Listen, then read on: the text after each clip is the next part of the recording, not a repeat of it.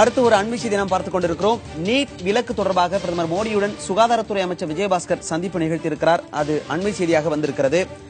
NEET தேர்வில் தமிழகத்திற்கு விலக்கு கிடைக்கும் என்கிற நம்பிக்கையில் ஒவ்வொரு நாளும் நகர்வுகள் நடந்து கொண்டே இருக்கிறது. மாணவர்கள் மிகப்பெரிய குழப்பத்திற்கு ஆளாகி இருக்கிறார்கள். இந்த நிலையில் நீட் விலக்கு தொடர்பாக பிரதமர் மோடியுடன் சுகாதாரத்துறை அமைச்சர் விஜயபாஸ்கர் சந்திப்பு நிகழ்த்தியிருக்கிறார்.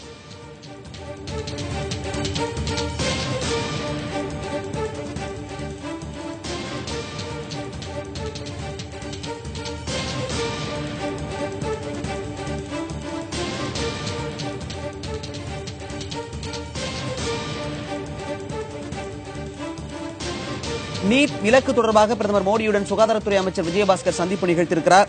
ஆரம்பம் முதலே இந்த வழக்கை நாம் கவனமாக கவனித்து வருகிறோம். பல்வேறு விவகாரங்கள் இதில் நடைபெற்றுக் கொண்டே இருக்கிறது. ஆனால் இன்று வரை அதற்கான நிரந்தரமான ஒரு தீர்வு கிடைக்கவில்லை என்றுதான் கூற வேண்டும். தனிநபர் கொண்ட நீதிபதி அரசாணை செல்லாது என்ற உத்தரவை பிறப்பித்திருந்தார். அதனைத் தொடர்ந்து தமிழக அரசு மேல்முறையீடு செய்தது. மீண்டும் 2 நபர்கள் கொண்ட உயர்நீதிமன்றமும் அதே தீர்ப்பை வழங்கியிருந்தது. தனி நீதிபதி சொன்ன தீர்ப்பு செல்லும் என்றும் தமிழக அரசாணை வெளியிட்டது, அந்த அரசாணை செல்லாது என்றும் உயர்நீதிமன்றம் கூறியிருந்தது. இந்த நிலையில் நீட் தேர்விற்கு விலக்கு தொடர்பாக பிரதமர் மோடியுடன் சுகாதாரத்துறை அமைச்சர் விஜயபாஸ்கர் சந்திப்பு நிகழ்த்தியிருக்கிறார். அது அண்மை செய்தியாக வந்து கொண்டிருக்கிறது. அதை நாம் பார்த்துக் கொண்டிருக்கிறோம்.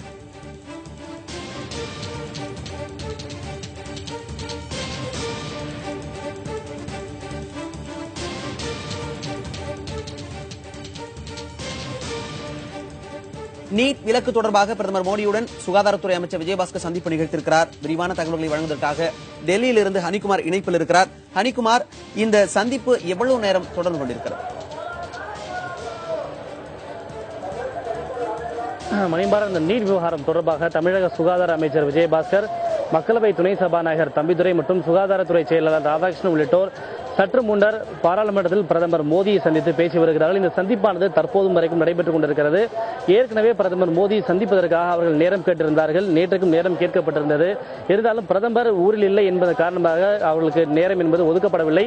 தற்போது பிரதமர் மோடி அசாமிலிருந்து வந்துவிட்டதன் காரணமாக அவர்களுக்கு பாராளுமன்ற வளாகத்தில் சந்திப்பதற்கு நேரம் ஒதுக்கப்பட்டிருக்கிறது. அதனைத் தொடர்ந்து நீட் விவகாரம் தொடர்பாக பிரதமர் மோடி அவர்களை சந்தித்து இவர்கள் அனைவரும் தற்போது ஆலோசனை நடத்தி வருகிறார்கள். இந்த நீட் விவகாரம் எந்த விதமான முடிவும் எட்டப்படாமல் தொடர்ச்சியான ஒரு இழுபறி நிலை நீடித்துக் கொண்டே இருக்கிறது. நீட் தேர்விலிருந்து தமிழகத்திற்கு விலக்கு அளிக்கப்படுமா, தமிழக அரசு ஈட்டிருக்கக்கூடிய சட்டத்திற்கு விலக்கு அளிக்கப்படுமா, அளிக்கப்படாதா, அல்லது தற்காலிகமாவது ஏதேனும் ஒரு தீர்வு எட்டப்படுமா என்கிற கேள்விகள் தொடர்ந்து நீண்டு கொண்டே இருக்கிறது. தொடர்ச்சியாக தமிழக அரசு அதிகாரிகளும் அமைச்சர்களும் மத்திய அமைச்சர்களையும் மத்திய அரசு அதிகாரிகளையும் சந்தித்து இந்த நீட் விவகாரம் தொடர்பாக அழுத்தத்தை கொடுத்துக் கொண்டே வருகிறார்கள். சட்ட ரீதியாக இந்த விஷயத்தில் என்னென்ன விஷயங்களை நாம் செய்ய முடியும், செய்ய வாய்ப்பு இருக்கிறது, நீதிமன்ற உத்தரவுகள் ஏதேனும் தடையாக இருக்குமா, அவற்றை எப்படி சட்ட ரீதியாக எதிர்கொள்வது என்பது தொடர்பாகவெல்லாம் தொடர்ச்சியாக கடந்த 2-3 நாட்களாக அவர்கள் ஆலோசனை செய்து வருகிறார்கள். தமிழக சுகாதார அமைச்சர் விஜயபாஸ்கர் டெல்லியிலேயே கடந்த 3 நாட்களுக்கும் மேலாக முகாமிட்டு தொடர்பான ஆலோசனை ஈடுபட்டு பல்வேறு மத்திய அமைச்சர்களையும் மத்தியாலும் சந்தித்து வருகிறார். அதன் தொடர்ச்சியாக நேற்றைக்கு உள்துறை அமைச்சரை சந்தித்து பேசியிருக்கிறார்கள். இன்றைக்கும் பிரதமரை சந்தித்து இந்த நீட் விவகாரம் தொடர்பாக தமிழக அரசு ஈட்டிருக்கக்கூடிய சட்ட மசோதாவிற்கு ஒப்புதலை வழங்க வேண்டும் என்பதை அழுத்தம் திருத்தமாக மீண்டும் வலியுறுத்துகின்ற விதமாக தற்போது இந்த சந்திப்பின் போது ஆலோசனை செய்யப்பட்டிருக்கிறது. இதற்கிடையே ஒருவேளை நிரந்தரமான விலக்கு அளிக்கப்படாவிட்டாலும் கூட தற்காலிகமாக ஏதேனும் விலக்கு அளிக்கப்படுமா என்கிற வகையில் ஒரு அவசர சட்டத்தை தமிழக அரசு இயற்றுகின்ற வகையில் ஒரு சட்ட முன்வடிவை மத்திய அரசிடம், மத்திய உள்துறையிடம் தமிழக அரசின் சார்பில் வழங்கப்பட்டிருப்பதாக ஒரு அதிகாரப்பூர்வமற்ற உறுதிப்படுத்த முடியாத செய்திகளும் வெளியாகி வருகின்றன. இருந்தாலும் அது தொடர்பாக தமிழக அரசு அதிகாரப்பூர்வமாக எந்த விதமான ஒரு தெளிவான செய்தியும் அவர்கள் தெரிவிக்கவில்லை. அதுபோன்ற ஒரு சட்ட முன்வடிவை அவர்கள் தாக்கல் செய்திருப்பதாக சொல்லப்படுகிறது. இருந்தாலும் தொடர்ச்சியாக இந்த விவகாரத்தில் தமிழக அரசுக்கு சட்ட ரீதியாகவும் அரசியல் ரீதியாகவும் அழுத்தம் தொடர்ந்து நீடித்துக் கொண்டே வருகிறது. செப்டம்பர் மாதத்திற்குள்ளாக மாணவர் சேர்க்கையை தமிழக அரசு நடத்தி முடிக்க வேண்டும் என நீதிமன்றம் உத்தரவு பிறப்பித்திருக்கிறது. இந்த சூழ்நிலையில் உள்ஒதுக்கீடு வழங்கி 85% உள்ஒதுக்கீடு வழங்கிய தமிழக அரசின் அரசாணையும் சென்னை உயர்நீதிமன்றம் ரத்து செய்திருக்கிறது. எனவே இந்த நீதி விவகாரத்தை பொறுத்தவரை தொடர்ச்சியாக ஒரு அழுத்தம் தமிழக அரசுக்கு ஏற்படுத்திக் கொண்டே இருக்கிறது. அந்த வகையில் தமிழக அரசானது மத்திய அரசுக்கு தொடர்ந்து இந்த விவகாரத்தில் அழுத்தம் கொடுத்துக் கொண்டே இருக்கிறது. வழக்கமாக ஆகஸ்ட் 1ஆம் தேதியே இந்த மருத்துவ படிப்புகளுக்கான வகுப்புகள் என்பது தொடங்கிவிடும். இப்போது இந்த ஆண்டு ஏற்பட்டிருக்கக்கூடிய இந்த சூழல் காரணமாக தள்ளி போய் கொண்டிருக்கிறது. தமிழக அரசு ஏற்கனவே சட்ட மசோதா நீட்டிற்கு தமிழகத்திற்கு இளநிலை படிப்பும் முதுநிலை மருத்துவ படிப்புகளுக்கு விலக்கு பெறுவதற்கான அந்த மசோதா கொடுக்கப்பட்டது மத்திய அரசிடம். ஆனால் அதற்கான ஒப்புதல் குடியரசுத் தலைவரிடமிருந்து கிடைக்கவில்லை. இந்த நிலையில் இப்பொழுது இந்த அவசர சட்டத்திற்கான ஒப்புதல் கிடைக்கும் என்பது எந்த அளவிற்கு சாத்தியமானது? மத்திய அரசு என்ன சொல்கிறது ஹனிகுமார்?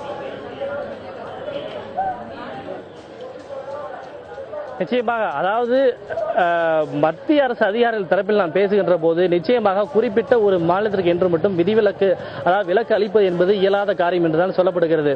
ஒருவேளை அவர்கள் இந்த தமிழக அரசு ஈட்டிருக்கக்கூடிய இந்த சட்ட மசோதாவுக்கே அவர்கள் ஒப்புதல் வழங்குவது கடினமான ஒரு காரியம் என்றால் நிச்சயமாக அவசர சட்டத்திற்கும் ஒப்புதல் வழங்குவது மிகவும் கடினமான ஒரு விஷயம் என்றுதான் சொல்லப்படுகிறது. இருந்தாலும் தமிழக அரசை பொறுத்தவரை தங்களால் இயன்ற அளவு முயற்சிக்கிறோம் என்பதை தெரிவிப்பதற்காகவே இது போன்ற ஒரு முயற்சியில் இறங்கியிருப்பதாக சொல்லப்படுகிறது. ஒருவேளை அவசர சட்டத்திற்கு மத்திய அரசு ஒப்புதல் வழங்க தயாராக இருக்கிறது என்றால், மத்திய அரசால் முடியும் என்றால், நீதிமன்ற உத்தரவுகள் தடை இல்லை என்றால் அவர்கள் நேரடியாக தமிழக அரசு சட்டமன்றத்தில் ஈட்டிருக்கக்கூடிய அந்த மசோதாவுக்கே சட்டத்திற்கே ஒப்புதலை வழங்கி விடலாம். ஆனால் அதிலேயே மத்திய அரசுக்கு சிக்கல் இருக்கிறது, பிரச்சனை இருக்கிறது, நீதிமன்றத்தில் நிச்சயமாக நிற்காது, அது தூக்கி எறியப்படும் என்ற காரணத்தின் காரணமாக தான் மத்திய அரசு தொடர்ச்சியாக தமிழக அரசு ஈட்டிருக்கக்கூடிய அந்த சட்டத்திற்கு ஒப்புதலை வழங்குவதில் தயக்கம் காட்டி வருகிறது. எனவே அதற்கே இது போன்ற ஒரு தயக்கம் இருக்கின்ற சூழ்நிலையில் நிச்சயமாக அது போன்ற ஒரு அவசர சட்டம் இயற்றப்பட்டால் அதற்கும் மத்திய அரசுடைய ஒப்புதலை கிடைப்பது என்பது மிகவும் கடினமான ஒரு காரியம்தான். ஏனென்றால் ஒரு சட்டத்திற்கு எந்தெந்த துறையோட ஒப்புதலை பெற வேண்டுமோ அது போன்ற ஒரு துறைகளை தான், அந்த அனுமதியை தான் அவசர சட்டத்திற்கும் பெற வேண்டும். மத்திய உள்துறை, அதே போல சுகாதாரத்துறை, கல்வித்துறை என அனைத்து துறைகளுடைய ஒப்புதலையும் பெற வேண்டும். சட்டத்துறை இதற்கு லீகல் கிளியரன்ஸை கொடுக்க வேண்டும். அதே போல மத்திய உள்துறை இதற்கு செக்யூரிட்டி கிளியரன்ஸை கொடுக்க வேண்டும். ஆக இதில் பல்வேறு விதமான விஷயங்கள் அடங்கி இருக்கிறது. அதாவது ஜல்லிக்கட்டு விஷயத்திற்கு எது போன்ற நடைமுறையை கடைபிடித்தார்களோ அது போன்ற ஒரு நடைமுறையும் கடைபிடிக்க வேண்டும். எனவே இதில் இத்தனை சட்ட ரீதியான சிக்கல் இருப்பதன் காரணமாக ஒருவேளை தமிழக அரசு ஒரு அவசர சட்டம் பிறப்பிக்கின்ற அந்த சட்டத்தை கொண்டு வருமே ஆனால் அதற்கும் மத்திய அரசினுடைய அந்த ஒப்புதல் கிடைப்பது என்பது சிக்கலான காரியம் என்றுதான் மத்திய அரசு அதிகாரிகள் தரப்பிலே சொல்லப்படுகிறது. ஏற்கனவே இந்த சட்ட மசோதாவிற்கான இந்த விவகாரம், இந்த நீட்டிற்கான விலக்கு பெறுவது தொடர்பாக எடப்பாடி பழனிசாமி பிரதமரை சந்தித்தார். தொடர்ந்து இப்பொழுது சுகாதாரத்துறை அமைச்சரும் சந்தித்திருக்கிறார். இந்த சந்திப்புகளுக்கு பலன் கிடைக்குமா?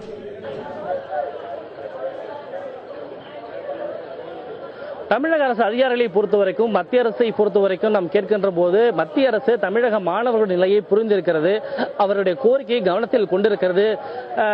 அதில் எந்த விதமான மாற்று கருத்தும் இல்லை. உங்கள் நிலை என்பது புரிகிறது. ஆனால் இதில் இருக்கக்கூடிய பிரச்சனை என்பது சட்ட ரீதியான பல சிக்கல்களும் பிரச்சனை என்பதும் இருக்கிறது.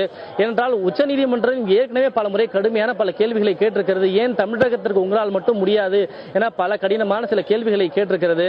உச்சநீதிமன்றமே உத்தரவு போட்டு அதன் அடிப்படையில் தான் இது போன்ற ஒரு சட்ட திருத்தமே கொண்டு வரப்பட்டிருக்கிறது.